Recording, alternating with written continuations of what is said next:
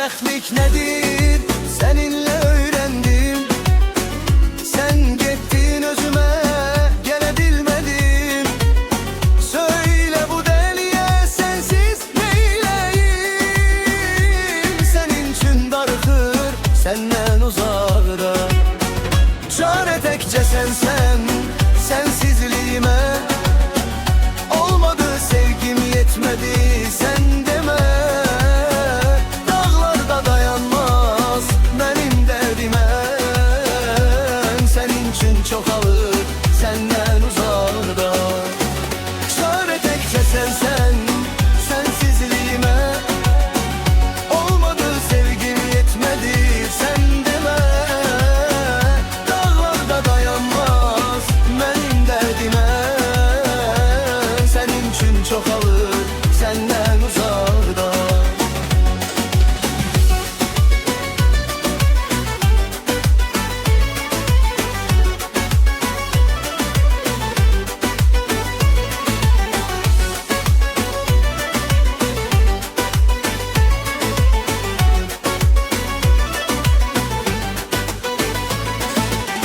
Kaş uyanıp körem yuxu görürəm.